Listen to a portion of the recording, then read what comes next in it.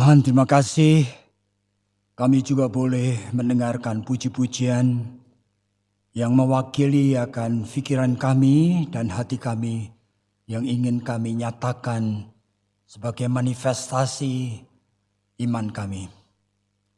Tuhan, kami tidak tahu bagaimana keadaan kami masing-masing saat ini, tetapi kami percaya Tuhan berkenan untuk menerima semua rangkaian ibadah ini yang memang kami persembahkan hanya untuk Tuhan. Dan sekarang pada saat kami secara khusus ingin memikirkan dan merenungkan akan kebenaran firman-Mu, kami sekali lagi mohon belas kasihan Tuhan, dan biarlah Roh Kudus bekerja dengan leluasa di dalam batin kami masing-masing, sehingga kami juga boleh mengerti dan meresponi akan apa yang Tuhan ingin singkapkan kepada kami. Dengarkan doa kami dan tolong kami, oleh karena hanya di dalam nama Tuhan Yesus Kristus kami sudah berdoa. Amin. Jadi saudara, pada hari ini saya diminta untuk mengkhotbahkan satu tema, yaitu domba Paskah. Saudara, apa yang ada di dalam pikiran saudara pada saat mendengarkan tema ini ya? Domba Paskah. Suatu yang ternyata kita sudah sangat familiar sekali. Dan saya percaya sekali ayat-ayat yang diambil, yang diharuskan saya baca, dan saya tidak akan baca semuanya. Yaitu dari Keluaran pasal yang ke-12. Sebenarnya dari ayat yang pertama sampai ayatnya yang ke-20. Dan ini secara singkat saya akan bacakan aja. Jadi ini adalah bagian yang terakhir daripada tindakan Tuhan yang membebaskan umat Israel dari Mesir. Dan setelah memberikan akan 10 tulah, dan umat Israel itu siap-siap harus berangkat untuk meninggalkan Mesir, Tuhan kemudian menyuruh di dalam pasal yang ke-12 ini. Yaitu mereka setiap keluarga seharusnya mempersiapkan seekor domba untuk nantinya disembelih dan akan dimakan dengan roti yang tidak beragi, dengan sup yang pahit. Dan itu persiapan bagi mereka untuk eksodus. Pada saat mereka makan, mereka diharuskan ikat pinggang, mereka membawa akan tongkat, dan mereka sudah siap untuk berangkat. Jadi peristiwa itu adalah peristiwa di mana Tuhan memberikan supaya setiap keluarga menyembelih seekor domba. Oke, jadi saudara, bagian yang kedua yang saya sebetulnya ingin diminta untuk membacanya, dan sekarang saya akan baca oleh karena pendek aja. Dari 1 Korintus pasal yang ke-5, saudara. Ayatnya yang pertama, kemudian ayatnya yang ke-4 dan selanjutnya. Dosa di dalam jemaat. Memang orang mendengar ada percabulan di antara kamu, dan percabulan yang begitu rupa seperti yang tidak pernah terdapat sekalipun di antara bangsa-bangsa yang tidak mengenal Allah. Bahwa ada orang yang hidup dengan istri ayahnya. Lalu ayat yang keempat, bila mana kita berkumpul di dalam roh, kamu bersama-sama dengan aku, dengan kuasa Yesus Tuhan kita. Orang itu harus kita serahkan di dalam nama Tuhan Yesus kepada iblis. Sehingga binasa tubuhnya, agar rohnya diselamatkan pada hari Tuhan. Menarik ya. Jadi 2 bagian dari ayat ini yang dipilih oleh hamba Tuhan majelis gereja untuk saya pakai sebagai dasar dari khotbah yang judulnya adalah Domba Paskah. Saudara, saya percaya sekali, saudara sendiri mengerti bahwa kita ini berada di dalam minggu-minggu sengsara Tuhan Yesus. Sampai nanti kita itu merayakan Paskah. Di mana kita itu percaya bahwa domba Paskah, sembelihan, korban perdamaian, yang bukan hanya domba tetapi Yesus Kristus, itu merupakan persembahan yang diperkenan Allah. Jadi Yesus itu tidak bangkit sendiri dengan kuasa ilahinya. Oleh karena dia datang dengan fungsi sebagai anak domba Paskah yang disembelih. Dan dinilai oleh Allah sebagai persembahan yang sempurna. Makanya Allah menerima persembahan Yesus ini dan membangkitkannya dari orang mati. Nah sekarang sebelum kita merayakan Paskah, dan kita itu diajak untuk secara khusus memikirkan tema domba Paskah. Saudara, jadi ada dua hal yang perlu klarifikasi lebih dahulu. Oleh karena kita tahu bahwa di dalam Alkitab pemakaian akan binatang untuk korban itu macam-macam. Bahkan jikalau kita perhatikan di dalam Keluaran pasal 12 tadi, itu sebenarnya boleh memilih antara domba atau kambing. Ada di sana. Oke. Jadi sebetulnya domba itu dipilih Allah bukan oleh karena very special sebagai binatang yang paling baik untuk dipersembahkan. Juga enggak. Jadi domba itu memang dipilih menjadi metafor daripada persembahan yang sempurna, yaitu anak Allah yang disembelih untuk menjadi substitutionary death. Artinya menjadi kematian yang menggantikan kita semua orang yang berdosa. Saudara, makanya kita itu harusnya menjadi clear. Oleh karena di dalam Imamat pasal yang keempat dan kelima, sebetulnya pemakaian akan binatang itu macam-macam, saudara. Bahkan orang-orang dan berkedudukan tinggi seperti imam, kalau berbuat dosa, anjurannya adalah ya kamu persembahkan seekor lembu, sapi. Oleh karena itu mahal, yang paling berharga. Jadi pemilihan akan binatang untuk dipersembahkan itu ada di dalam Imamat pasal yang keempat dan kelima. Oke. Tetapi kita fokus kepada domba Paskah. Oleh karena di dalam pengalaman iman orang percaya, tindakan Allah yang menjadi dasar untuk memberikan pengertian yang paling tepat itu adalah peristiwa ketika Abraham itu diminta mempersembahkan anaknya Ishak. Jadi ketika di atas gunung itu kemudian Abraham sudah rela sekali mengikatkan Ishak dan ingin membunuhnya. Maka disebutkan malak Yahweh, yaitu Allah sendiri, itu menyetopnya. Aku sudah tahu akan imanmu Abraham. Engkau rela memberi apa saja yang kamu cintai untukku. Dan aku akan memberkati engkau menjadi bangsa yang besar. Dan Tuhan saat itu kemudian ngapain? Jangan bunuh Ishak. Aku sudah menyediakan seekor domba. Dan itulah Abraham mengambil domba itu sebagai substitutionary. Jadi domba yang substitute. Menggantikan akan korban anak daripada Abraham. Nah itu loh domba Paskah. Dan sejak itu selalu pemakaian istilah domba Paskah itu langsung dimengerti sebagai sesuatu metafor yang langsung membuat orang percaya itu mengasosiasikan pikirannya kepada apa yang Tuhan sediakan. Makanya di dalam Kejadian pasal ke-32 itu disebutkan, maka Abraham memanggil Allah itu Yehowa Jireh.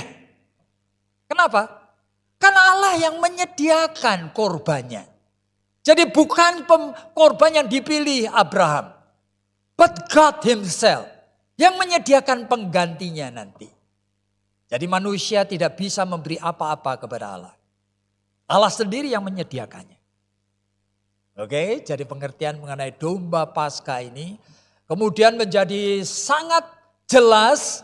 Dan ketika Yesus datang dan di dalam Yohanes pasal yang pertama, Yohanes Pembaptis itu menuding Yesus dari jauh. Lihatlah anak domba Allah, dia sebutkan. Yang datang untuk mengangkut dosa seisi dunia ini. Lihatlah anak domba yang disediakan oleh Allah sendiri.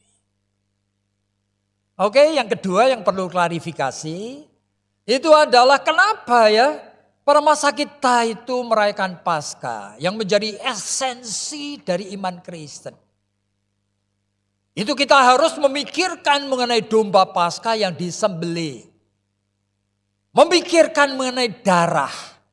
Memikirkan mengenai pengorbanan. Memikirkan mengenai kematian. Aduh, kok harus mikirin hal-hal seperti itu ya. Dan saudara perlu kita itu jelas lebih dahulu. Memang tidak ada cara lain. Wah, masa sih? Allah mau menyelamatkan manusia, tidak ada cara lain. Kenapa?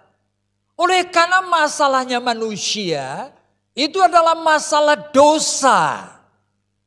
Jadi dosa itu pemberontakan terhadap Allah. Penolakan terhadap Allah. Dan hadirnya itu seperti kanker itu yang menggerogoti dan merusak, menghancurkan.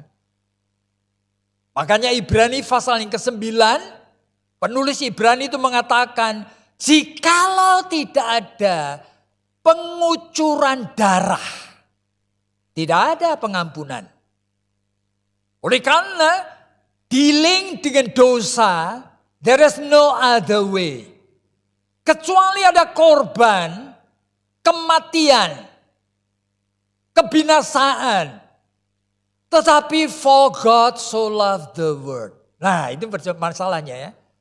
Jadi semua manusia sudah berbuat dosa bukan? Dan Roma pasal yang 6 ayat 23 itu kena ngomong. Upah dosa itu maut, kebinasaan. Tidak ada manusia yang bisa menanggungnya. Dan Allah dengan kasihnya, dia rela memberikan anaknya yang tunggal. Padahal kita tahu Allah kan tidak punya anak. Dalam Ulangan itu disebutkan Allah itu esa. Allah itu satu. Kenapa kok disebut anak? Ya ini adalah bahasa antropomorfistik. Itu bahasa Allah pakai bahasanya manusia. Gitu loh. Kenapa disebut anak? Oleh karena the firstborn out of God. Yang pertama kali diperanakkan. Itu artinya yang pertama kali keluar dari diri Allah. Apa? Yaitu pada Allah yang pada saat Allah yang hidup ini berfirman. Nah, makanya Yohanes itu mengatakan pada mula pertama adalah firman. Nah, firman itu bersama dengan Allah. Dengan firman Allah menciptakan langit bumi dengan segala isinya. Dan firman itu, kuasa Allah itulah berinkarnasi menjadi manusia. Sama seperti kita. Supaya apa? Dia memposisikan diri sebagai manusia berdosa yang mesti dibinasakan.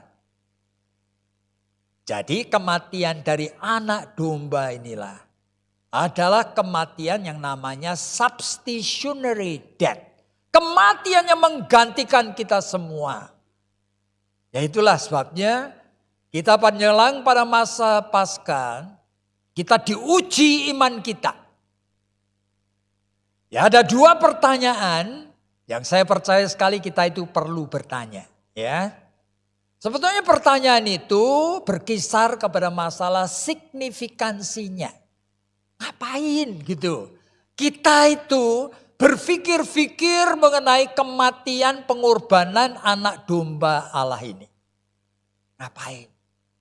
Jadi signifikansi daripada tema ini di mana? Yang pertama ada dua hal ya.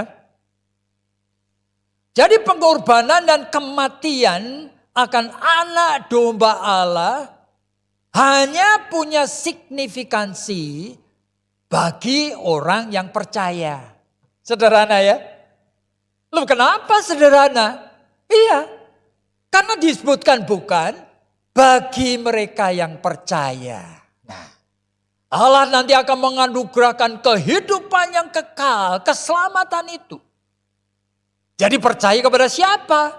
Kepada Allah yang sudah mengutus putranya, yang rela menjadi anak domba Paskah, yang tersembelih dan mati itu bagi kita. Ya pertanyaannya apa you percaya? Lah, saudara-saudara pasti akan mengatakan ya saya pasti percaya. Buktinya saya ke gereja. Kan begitu. Tapi percaya itu bukan sesuatu yang begitu mudah saudara klaim. Nah saudara saya baru belum lama ini ketemu dengan seorang alumni dari sekolah kami. Sudah jadi pendeta lebih dari 10 tahun saudara. Nah, makan siang itu saya tanya sama dia. Kita ngomong Alkitab ya. Karena apa saya tidak mau kalau ketemu-ketemu gitu cuma ngobrol-ngobrol. Saya pengen tahu ya kehidupan imannya. Saya tanya kepada alumni saya. Saya kutipkan satu ayat ya. Dari Kisah Rasul-Rasul 16 ayat 31. Apa itu? Dia ingat ya kan? Percayalah kepada Tuhan Yesus. Maka kamu akan selamat. Kamu dan seisi rumah tanggamu. Saya tanya kepada dia. Kalau jemaatmu tanya sama kamu. Percayalah kepada Tuhan Yesus. Kira-kira penjelasanmu gimana? Apa itu percaya? Apa itu percaya sama Tuhan Yesus? Kaget dia. Sudah jadi hamba Tuhan 10 tahun. Gelagapan. Ya, tidak bisa menjelaskan saudara-saudara. Apa itu percaya kepada Tuhan Yesus? Saya ulangi sampai 2 kali. Dia mencoba menjelaskan keliru-keliru saudara. Saya baru ingat saudara, masalah percaya ini bukan masalah simpel saudara. Oleh karena penginjil besar Billy Graham pun di dalam satu meeting itu ditanya apa itu percaya. Dia jawabnya keliru saudara. Padahal 99% ajaran Billy Graham itu betul banget. Tapi pada saat menjelaskan percaya, dia mengatakan percaya itu ya seperti ini. Dia mengatakan, dia berdiri di atas podium seperti ini, kemudian dia loncat. Dia mengatakan, saya percaya bahwa podium ini strong enough, gitu ya, cukup kuat. Sehingga saya loncat pun tidak akan ambruk, gitu. Percaya itu to rely on. Nah, saya berani mempercayakan diri kepada podium yang saya sudah tahu strong enough. Saya mengatakan Billy Graham dalam hati kok kamu jelasin kayak gitu. Itu keliru.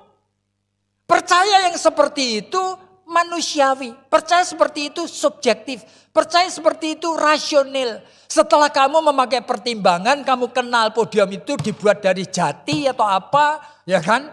Sudah pasti kuat. Wah, itu bukan percaya. Kalau kepercayaan seperti itu, kepercayaan daripada orang Kristen liberal. Orang Kristen liberal itu pakai filsafat, pakai pikirannya dewek. Sehingga di dalam abad pertengahan muncul pemimpin liberal yang namanya Abelard.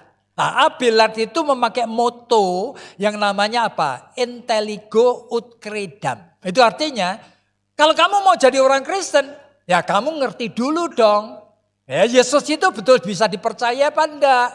Oleh karena apa? Mereka mulai menemukan sekarang. Ada penemuan-penemuan yang cerita Yesus gini, Yesus gitu. Ya, yang mana yang kamu percaya?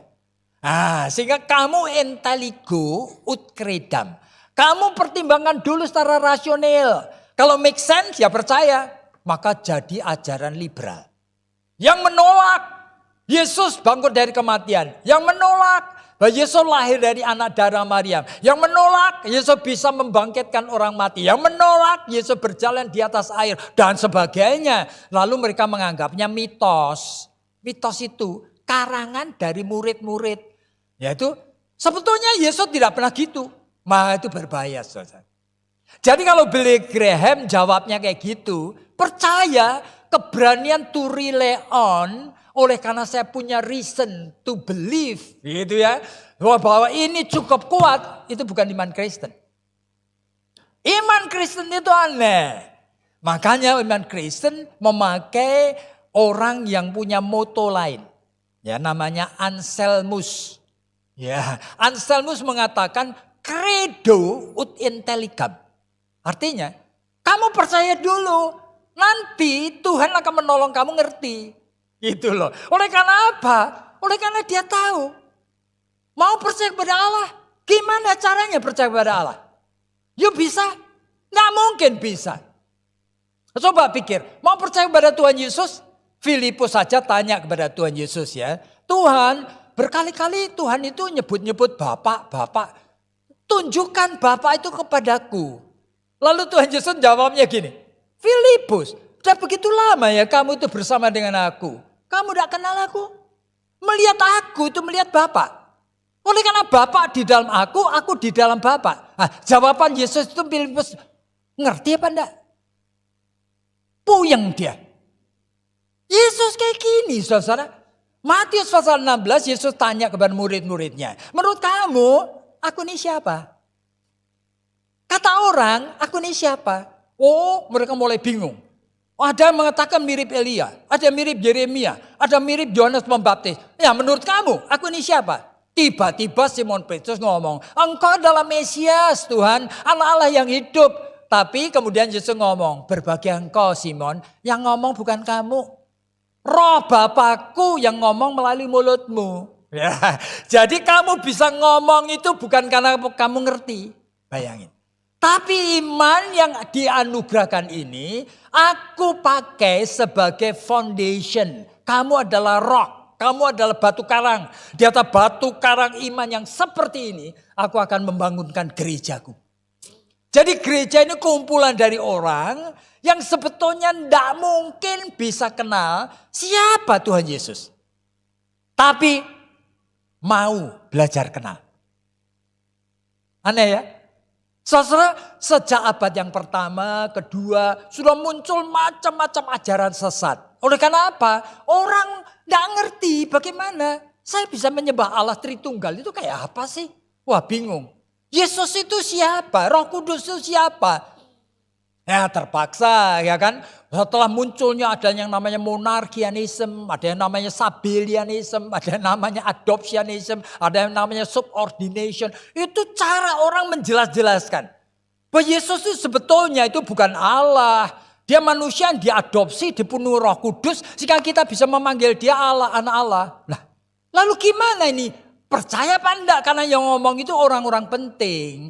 Nah, sehingga di dalam abad yang keempat, ya, itu Kaisar Konstantin. Itu melihat kelompok-kelompok Kristen itu bingung. Yang pertama kelompok Kristen yang besar, itu di bawah pimpinan seorang yang bernama Athanasius. Itu percaya bahwa Allah itu Tritunggal. Ada Bapa, ada Putra, ada Anak. Ya kan? Tetapi kelompok yang lain ini namanya Arius itu memimpin gereja cukup besar, mereka tidak percaya. Mereka percaya Yesus Kristus itu manusia. Oleh karena berkali-kali Yesus kan menyebut, aku hanya melakukan kehendak Bapakku. Kan begitu. Jadi aku itu hanya utusan dari Bapakku. Jadi mereka berpegang pada itu. Lalu bagaimana? Terpaksa. Konstantin itu menyuruh kira-kira 300 pemimpin gereja. Itu untuk apa? Ketemu di Nisea. 358 Masehi itu. Yaitu untuk apa? Untuk menggariskan. Jadi kamu dan saya ini orang Kristen. Sebetulnya percaya kepada Allah itu Allah yang seperti apa? Lahirlah 12 iman rasul yang tadi saudara-saudara itu katakan. Aku percaya kepada Allah Bapa. Loh. Sudah digariskan, ngerti apa enggak? Pada saat saudara-saudara itu doa sama Tuhan. Saudara membayangkan Tuhan itu apa? Bapak gitu? Allah yang jenggotan, rambutnya putih gitu? Atau saudara ngomong-ngomong sama Tuhan Yesus? Atau saudara boleh enggak ngomong-ngomong sama Holy Spirit? Jadi saudara doa itu ngomong sama siapa? Apa dalam imajinasimu pada saat ngomong kepada Tuhan yang you claim you kenal? Bagaimana saudara tahu kalau saudara kenal dan percaya? Waduh, setelah Nisea, itu kemudian muncul lagi beberapa tahun, orang mulai tanya-tanya, jadi Roh Kudus itu Allah atau bukan? Oleh karena Bapa mengutus Roh Kudus, Yesus mengutus Roh Kudus. Roh Kudus itu apa bukan cuma rohnya Allah, tapi bukan person. Bukan berarti ada satu uios, satu esensi Allah, dan 3 hipostasis, atau cuma 2 hipostasisnya. Iya, saudara hati-hati ini ya. Jadi pada saat itu terpaksa gereja harus kumpul lagi. Lalu ngapain? Nah, kumpul di Konstantinopel. Sehingga yang kita sebut sebagai 12 pengakuan iman. Itu disebutkan pengakuan iman rasuli dari Nisea dan Konstantinopel. Iya. Oke. Apa sudah beres? Enggak. Berapa tahun kemudian orang mulai lihat dalam pengakuan iman ini kok ada tulisannya. Yesus dikandung anak darah Maria. Boleh enggak kita menyebut Maria itu Theotokos. Yaitu ibunya Yesus. Ibunya Allah. Oleh karena apa? Bapak-bapak gereja sudah mulai pakai itu. Maria itu Theotokos. Waduh.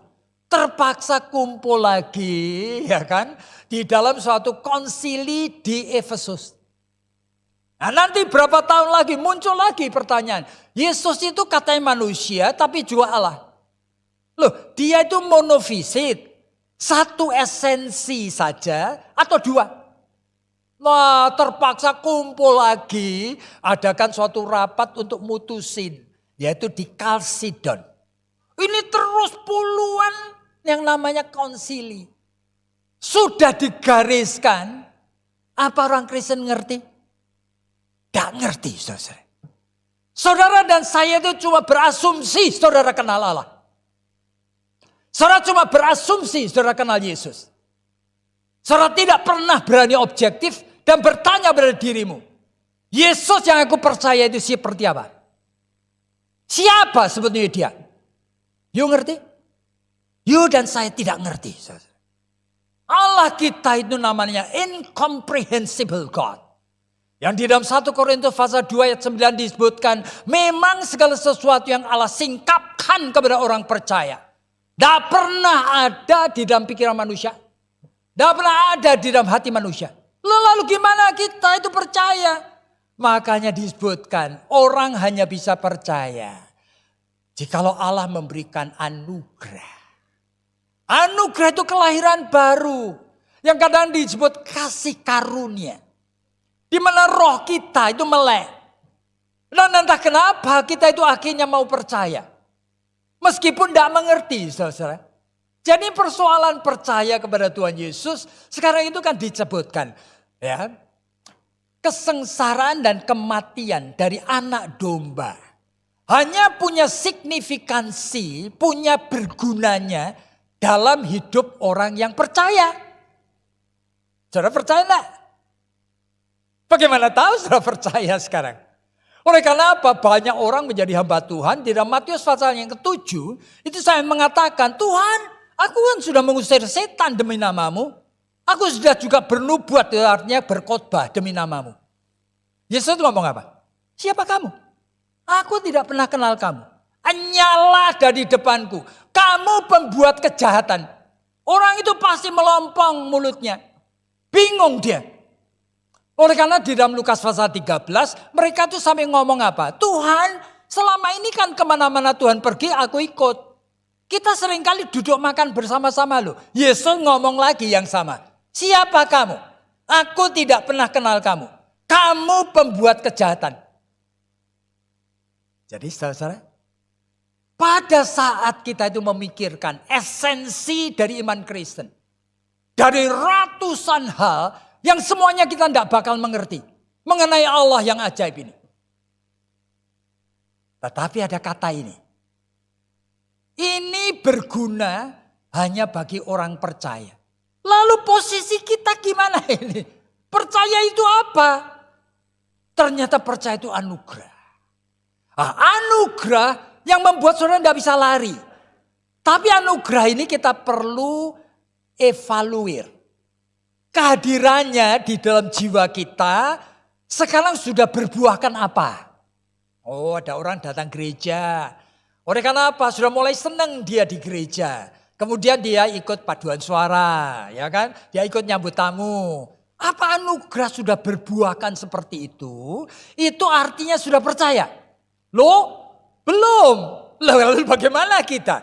Oleh karena buktinya Matius 7 tadi. Buktinya Lukas 13 tadi. Buktinya orang dekat dengan Billy Graham yang sudah menjadi pengkhotbah besar yang namanya Charles Templeton pun murtad.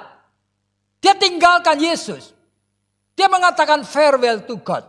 Selamat tinggal Tuhan. My reason to reject Christianity. Loh, jadi gimana kita ini? Kalau ada Joe Harris yang ada di Maryland, kira-kira 5 tahun yang lalu, dia sudah melayani lebih dari 20 tahun. Sebagai hamba Tuhan yang pintar berkhotbah, saudara, tiba-tiba dia mulai pikir dia mau jujur. Selama ini saya tidak pernah betul-betul kenal Yesus. Saya tahu Yesus tidak ada. Jadi aku ingin goodbye. Dia mengatakan kiss goodbye, ya kan, kepada Christianity. Lah, jadi jangan saudara pikir kalau orang itu sudah datang gereja, lalu sudah ada buahnya, kelihatannya datang rajin. Lalu juga saudara kalau barangkali ya punya anak juga dibaptis gitu loh. Anak juga dibawa ke sekolah minggu. Lalu saudara barangkali ikut bantu gereja nyumbang uang ini dan itu. Ya kan, barangkali juga mau terlibat pembesukan. Hati-hati. Oleh karena kata percaya itu bukan itu. Oleh karena kata percaya itu kehadiran dari Roh Kudus yang membuat saudara itu tidak bisa diem. Masuk dalam suatu proses yang terus mencari Tuhan. Nah sekarang pertanyaannya. Apa saudara-saudara itu tipe orang yang terus mencari Tuhan? Nah kalau mandek di tengah jalan. Saudara itu cuma beragama Kristen. Oleh karena percaya itu suatu proses yang ajaib. Yang sebetulnya orang di dunia ini kenal. Ini bukan cuma orang Kristen saudara. Tetapi semua agama, semua tahu berkomunikasi dengan Allah yang roh. Kita tidak bisa gini-gini aja. Jika orang Hindu, orang Buddha belajar meditasi. Dan meditasinya mereka itu sampai apa? Sampai mereka itu mencoba menyangkali semua keinginan daging. Luar biasa. Ada yang sampai berminggu-minggu, ada yang sampai mati. Oleh karena apa? Mereka ingin sekali sebetulnya punya pengalaman dengan Allah yang mereka klaim seolah-olah kenal, padahal belum kenal. Orang Muslim 5 kali sehari. Saya tidak tahu alasan apa, tapi yang penting sudah tahu. Mereka punya kesadaran bahwa mau bertemu dengan Tuhan, sembahyang, kan sholat. Mereka cuci muka loh, cuci kuping. Cuci kaki. Lalu pakai kudungnya bagi perempuan. Lalu ada karpetnya. Lalu tersungkur di sana. Saudara dan saya lakukan apa enggak? Aneh sekali saudara. Orang Katolik juga ngerti. Bahwa mau bertemu dengan Tuhan. Romo-romo itu harus tidak menikah. Udah karena masih menyangkali diri. Meskipun banyak orang yang ngawur-ngawur. Tetapi realita mereka mengerti. Dulu mereka hidup di biara-biara. Cuma orang Kristen Protestan yang kurang ajar. Saudara. Mau bertemu Allah. Datang gereja sambil ini lihat-lihat HP. Ya kan? Nyanyi-nyanyi haleluya. Ya sudah. Sudah tidak ada hal yang khusus. Lalu bagaimana di dalam suatu posisi yang sebetulnya tidak serius. Saudara berani mengklaim bahwa saudara dan saya kenal Tuhan Yesus. Dan percaya kepada dia. Hanya orang bodoh yang percaya. Kita berada dalam suatu posisi yang kritikal. Bukan just barangkali berisiko. Tapi kritikal saudara. Oleh karena beyond cruciality. Bahwa saudara-saudara anytime saudara nanti akan meninggal dunia. Dan apa saudara termasuk orang yang disambut Yesus? Nah sehingga pada saat kita sedang berpikir mengenai domba Paskah. Signifikansi yang pertama ini saudara perlu waspada dengan sungguh. Apa saudara termasuk yang percaya? Sehingga diselamatkan. Karena yang kedua. Jadi signifikansi yang kedua apa? Kematian dan kesengsaraan Yesus Kristus sebagai domba Paskah hanya punya signifikansi bagi orang berdosa yang sadar dirinya berdosa dan membutuhkan pengampunan. Sederhana ya. Yang pertama kalau saudara percaya. Yang kedua kalau saudara itu tahu saudara orang berdosa. Kalau saudara tahu tetapi sebenarnya nganggap enteng. Kan menjadi masalah sekarang. Oleh karena betul saudara tahu saudara seorang berdosa. Ini menjadi masalah. Oleh karena sebetulnya setiap orang itu berdosa, ya kan? Dan upah dosa itu maut. Tetapi melihat kehidupan saudara-saudara dan saya setiap harinya, kita sebetulnya bukan kumpulan orang yang sadar diri kita berdosa. Kita take easy. Bahkan berani berbuat dosa. Saya baru-baru bertemu dengan seorang klien hamba Tuhan. Ketahuan ternyata dia nelpon pelacur. Janjian mau ketemu di hotel. Ketahuan istrinya. Ribut gak karu-karuan. Lalu dalam konseling saya tanya sama dia. Mulai kapan kamu suka melihat situs porno? Dia diam aja. Mulai remaja. Berarti remaja sampai menjadi seorang yang sudah lewat S1 teknik. Lalu baru masuk ke sekolah teologi. Berapa tahun? Dan dia feel okay.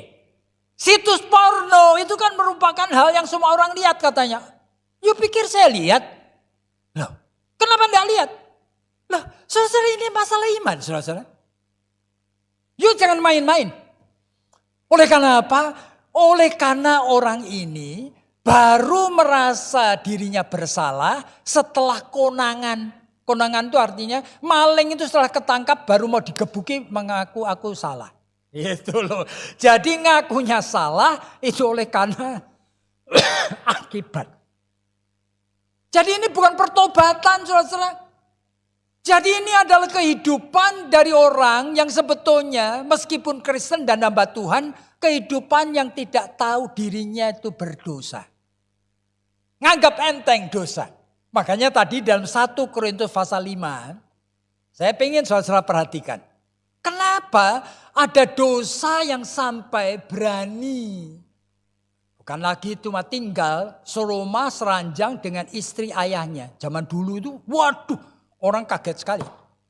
Sampai Paulus itu mengatakan, aku serahkan orang ini ke iblis. Dan kata aku serahkan orang ini ke iblis, Paulus itu mengatakan sampai 3 kali. Kenapa? Saudara lihat, bukan cuma 1 Korintus pasal 5. 1 Timotius pasal 1. 2 Timotius pasal 2. Menyebut ada orang-orang yang sebetulnya Paulus serahkan kepada iblis. Tapi yang di dalam Timotius bukan dosa perzinahan. Tapi ini adalah dosa ngajarin doktrin yang sesat. Orang ini namanya Himenius dan Alexander. Dan di dalam 2 Timotius plus Piletus. Ngajarin apa? Ngajarin hal yang tidak dirasakan berdosa loh. Yaitu mereka tidak percaya ada kebangkitan orang mati. Ya, kita ini orang Kristen sudah dibangkitkan secara rohani. Jadi nanti tidak perlu lagi dibangkitkan lagi dari kematian. Rasanya benar loh. Tapi Paulus begitu marahnya. Mirip seperti Paulus lagi marah kepada jemaat Galatia. Sampai mengatakan terkutuk. Oleh karena ini berbahaya sekali. Jadi dosa mengajarkan ajaran sesat. Dosa terjebak dengan perzinahan. Sama ternyata. Di mana intinya Pak? Kalau kamu betul orang percaya, Ibrani pasal 9 itu ngomong, kalau kamu betul orang percaya, hati nuranimu pasti hidup. Tidak mungkin kamu berani berzina sampai tidur dengan istri atau gundik bapakmu. Kalau hati nuranimu hidup. Ibrani pasal 9 mengatakan hati nurani orang percaya sudah disucikan darah Kristus. Jadi tidak mungkin. Jadi kalau ini masuk dalam kategori melakukan dosa melawan Roh Kudus. Tidak ada penyelesaiannya. Jadi bukan soal berzinanya. Tapi sampai berzina sudah diingatkan, sudah ditegur. Barangkali memakai Matius pasal 18. Ya kan? Kalau ada orang berbuat dosa, kunjungi dulu, tegur dulu, doakan dulu, ingatkan dulu. Lalu tidak nurut. Bawa akan seorang saksi, tegur lagi, ingatkan lagi, bawa lagi. Yang ketiga, diekskomunikasikan. Kamu harus keluar dari gereja. Kenapa? Kamu itu termasuk berdosa yang tidak bisa diampuni. Tidak ada jalan daripada rasul-rasul untuk menolong. Sehingga rasul-rasul menyerahkan kepada iblis. Itu maksudnya, Tuhan aku serahkan kepada iblis. Supaya tubuhnya dirusak. Kena penyakit stroke, kena penyakit cancer, kena penyakit apa? Kapok kamu. Ya kan? Oleh karena Petrus mengatakan, pada saat tubuh ini sudah mati, sudah rusak. Orang berhenti berbuat dosa. Tapi kalau kamu tidak seperti itu. Kamu masih berani berbuat dosa. Sehingga saya ngomong kepada hamba Tuhan tadi. Jangan sampai you sebetulnya berada dalam posisi ini. Sehingga terpaksa Tuhan nanti akan hancur. Biarkan kamu dihancurkan oleh iblis. Dalam keadaan terkapar kamu. Kejat-kejat kamu adalah sedang mati, mau mati itu. Baru kamu mau bertobat. Sudah telat. Jadi saudara dosa ini seperti ini. Sebetulnya di dalam hidup kita, jangan kita menganggap kita tidak berdosa. Oleh karena apa? Dosa itu ada 3 macam. Yang pertama dosa original. Ya kan? Oleh karena kita anaknya Adam dan Hawa.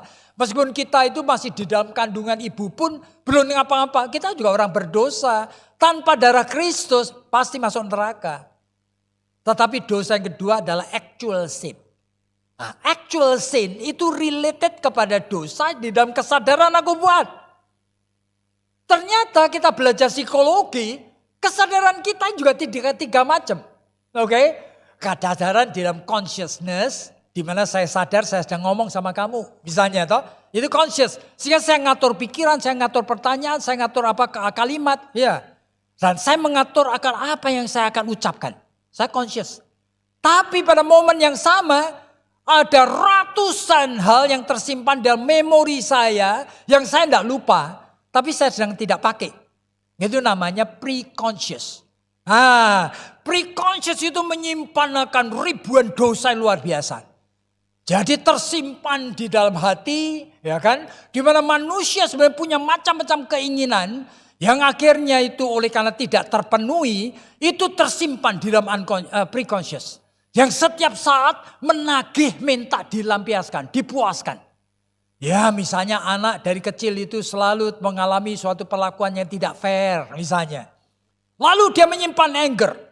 Ya oleh karena dia menyimpan anger, dia gelisah sejak kecil. Dia punya kemarahan terhadap orang tua. Dia punya perasaan jiwa yang tidak tenang. Dia mencari cara menenangkan dengan misalnya aja masturbasi. Lalu mulai dengan lihat situs porno. Mulai jadi dosa yang tadinya itu cuma dosa gelisah. Dosa merasa itu menyimpan anger. Sekarang sudah menjadi dosa perzinahan. Atau dosa pemalasan. Dosa nakal. Dosa pakai rokok. Dosa pakai narkoba. Wah, dosa sudah beranak pinak, saudara. Sehingga jangan saudara pikir saya bukan pendosa. Kita ini semua menyimpan dosa. Yakobus pasal 2 mengatakan, kamu melanggar satu hukum, di mata Tuhan melanggar semua. Jadi saudara ada 7 deadly sin yang disebutkan Billy Graham ini ya. Itu semuanya dosa yang kita anggap tidak dosa. Kemarahan. Nah saudara, takut saudara kalau marah lalu merasa berdosa? Ya kalau terjadi pertengkaran sampai soal gebuk-gebukan, barangkali istrimu itu kemudian mau bunuh diri lah, kamu merasa guilty. Belum tentu merasa berdosa. Tapi kemarahan, kesombongan, iri hati, kerakusan, kemalesan, waduh Ini semua hadir di dalam diri kita sampai mati nanti. So nanti lihat ya, dosa jenis yang seperti itu tidak ada satu pun yang pernah kita selesaikan. Dan yang lebih menyedihkan, sebagian besar orang Kristen feel okay. Jadi dosa yang paling serius adalah apa? Merasa dirinya good enough. Tidak berdosa. Itu dosa yang paling berbahaya. Nah, sehingga pada saat kita itu sedang berbicara mengenai domba Paskah, signifikansi daripada kematian dan penderitaan Yesus Kristus hanya ada bagi orang yang percaya. Lalu yang kedua, bagi orang yang merasa dirinya berdosa. Jadi lalu bagaimana? Paulus melihat akan gejala seperti ini, Paulus confused loh. Oleh karena apa? Kalau mau diberikan nasihat secara teologi ya, seolah-olah tidak berdampak.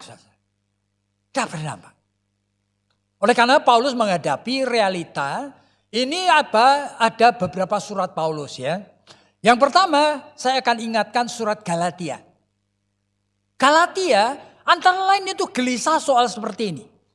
Yaitu saya katanya hidup sebagai orang Kristen, tetapi realitanya dosa-dosa yang lama tidak pernah saya selesaikan. Lalu gimana ini? Lalu mereka itu mencoba untuk mengadopsi namanya sinkretism. Yaitu mengawinkan iman Kristen itu dengan apa? Taurat di dalam perjanjian lama. Sehingga mereka mulai apa? Oleh karena saya bukan orang Yahudi, saya bersunat. Saya sekarang mengatur hari-hari. Saya mulai melakukan tingkah laku yang mendisiplin rohani saya. Waduh, Paulus itu bukan melarang yang kayak gitu-gitu. Tetapi motivasinya, yaitu mereka sangat rindu sehingga mereka ingin membuktikan kalau mereka orang Kristen. Itu justru keliru. Sehingga Paulus mengatakan apa? Terkutuklah yang ngajarin kamu seperti itu. Itu 2 kali loh. Karena Paulus ingin menjelaskan kepada Galatia, sebetulnya kamu itu hidup dalam anugerah. Makanya Galatia pasal 1 mulai ayat 14, Paulus cerita mengenai dirinya. Anugerah itu kok alami seperti ini loh. Aku tidak tahu apa-apa, tahu-tahu Tuhan menjemput aku. Kamu itu juga begitu. Mereka tidak ngerti. Sampai tahun 56, Paulus itu tidak berhasil menjelaskan kepada jemaat Galatia. Coba baca Galatia 4. Paulus ngomong apa? Aku hilang akal. Dulu kamu begitu baik sama aku. Itu kata Paulus. Sehingga kamu tidak pernah jijik melayani aku. Loh, kenapa Paulus ngomong jijik? Oleh karena Paulus kemungkinan epilepsi, saudara. Zaman itu belum ada obatnya. Sehingga kalau ya Paulus itu lagi kumat, itu keluar busa-busa dari mulutnya, menjijikkan sekali, saudara. Dan Paulus mengatakan loh, jemaat Galatia yang dilayani 3 tahun oleh Paulus ini. Kamu tidak pernah jijik melayani aku. Bahkan Paulus menambahkan kalimat seperti ini. Bahkan jikalau saat itu aku minta biji matamu dicongkel untuk aku, kamu kasih. Saking kamu cintanya sama aku. Tapi sekarang dengan aku mau menceritakan kasih karunia Yesus Kristus. Itu saja. Jangan ditambah-tambah gitu loh. Kamu menyebut aku musuhmu. Itu coba baca Galatia pasal 4. Jadi aku hilang akal. Aku persis seperti perempuan yang mau bersalin tidak keluar-keluar. Sakit sekali. Jadi Paulus menghadapi orang Kristen seperti saudara dan saya. Yang sebetulnya sudah terjebak dalam satu sistem kehidupan. Menghadirkan dosa tapi tidak merasa berdosa. Kehidupan saudara tidak berbuah apa-apa. Dan kemudian saudara mau mencoba untuk membuktikan dirimu itu adalah orang Kristen. Itu wrong. Paulus baru mengerti tahun 58. Ketika Paulus menulis kepada jemaat di Efesus. Paulus baru sadar bahwa menerima kasih karunia Tuhan itu misteri. Orang tidak ada yang ngerti kalau dirinya sudah lahir baru. Tidak ada yang ngerti. Sehingga Paulus tahun 58 menulis kalimat seperti ini. Karena kasih karunia. Oleh karena kamu dilahirkan baru itu. Kamu diselamatkan ya. Tapi bukan titik. Koma. Karena kasih karunia. Kamu diselamatkan oleh iman. Nah, Paulus baru ngerti tahun 58. Tuhan mengerti kalau kita ini tidak mengerti. Kalau kita ini sudah diselamatkan. Tuhan mengerti kalau kita tidak mengerti. Kalau kita sudah lahir baru. Sehingga Tuhan memberikan anugerah kedua. Iman. Yang kamu mesti pakai untuk work out your salvation. Gitu. Iman. Yang nanti bisa memakai tubuh darah daging yang kamu punya ini. Oleh karena Roh Kudus sudah diam di dalamnya. Sehingga kamu itu nanti pakai untuk apa? Punya pengalaman bahwa kamu betul sudah diselamatkan. Aneh sekali saudara. Jadi ini merupakan suatu tindakan di mana saudara mesti menghidupkan antara lain. Ya kan? Yang ada di dalam tubuh jasmanimu. Spiritual survival instinct. Apa ini? Jadi secara spiritual kita tahu, kita belum tentu diselamatkan. Tetapi saya tahu, ada suatu survival instinct yang mendorong. Yang membuat saya itu kalau exercise, saya akan latih, saya masuk dalam proses ini. Nah, sama seperti Teresa Avila, itu adalah seorang biarawati yang terkenal. Itu dari kelompok Kermit. Nah, kelompok Karmelit ini menekankan akan bagaimana penyangkalan diri. Karmelit. Dari Karmel. Nah, dia mengatakan kalimat ini. Setelah mengikuti Tuhan begitu lama. Aku heran. Perasaanku, pikiranku itu masih orang berdosa. Sehingga mengatakan, loving Jesus, I do not love Jesus. Aku tidak bisa mencintai Yesus. Dan lebih lagi, I do not want to love Jesus. Di dalam diriku ini aku menemukan, aku tidak ada keinginan mencintai Yesus. Gimana aku ini? Tapi dia mengatakan, but I want to love Jesus. Jadi meskipun aku tidak punya keinginan mencintai Yesus, aku punya keinginan supaya minta, diberi keinginan. Supaya belajar mencintai Yesus. Nah ini orang yang memakai namanya spiritual life instinct ini. Survival instinct. Begitu saudara pakai, saudara masuk dalam suatu proses. Saudara nanti akan mulai mengerti dirimu adalah milik Kristus Yesus. Jadi sebetulnya Paulus itu melihat, tidak ada jalan lain kecuali apa? Yuk alami. Makanya saya akan akhiri khotbah ini dengan satu bagian dari apa yang Paulus katakan. Dia tidak jelaskan teologi sulit-sulit. Tapi dia jelaskan di dalam Roma 12 ayat 1 dan 2. Adalah supaya jikalau engkau betul-betul mau mengalami. Dirimu punya pengalaman. Sebagai orang berdosa yang sudah mengalami kemenangan. Ada kematian dosa. Persembahkanlah hidupmu. Persembahkanlah tubuhmu ini. Sebagai persembahan yang hidup. Jadi jangan saudara mikir terlalu kompleks, terlalu sulit. Hidupmu itu isinya apa dulu? Pada masa kosong hidupmu, leisure time. Saudara isi apa? Banyak orang leisure time cuma nonton TV, nonton film. Boleh? Ya boleh aja, tapi secara khusus kamu ingin nonton film. Kapan secara khusus kamu ingin merenung firman Tuhan? Secara khusus kamu menyediakan waktu untuk nonton TV. Pernah secara khusus kamu set aside special time untuk duduk merenungkan firman Tuhan? Persoalannya. Apa yang ada dalam pikiran saudara dan saya pagi, siang, malam? Amsal Sulaiman pasal 23 mengatakan what man think in his heart. So is he. Jadi apa yang manusia pikirkan dalam hatinya? Ya dia itu ya itu. Kamu pikirkan terus uang ya kamu hambanya uang. Kamu pikirkan terus hanya pleasure aja. Nah something yang kamu nikmati. Ya kamu hamba dari hedonism. Yang hanya mau memuaskan hidup ini. Sehingga ngapain? Pikiranmu hanya mau olahraga naik sepeda. Ya kan? Mau rock climbing, mau nyelam-nyelam, mau apa. Saudara membuatnya hidup ini tidak beda dengan orang di luar Kristus. Kita tuh belong to Him. Kolose 1 mengatakan, pikirkan perkara-perkara yang Tuhan sediakan di surga. Nah, saya tidak mengatakan saudara tidak boleh sepedaan, tidak boleh berenang.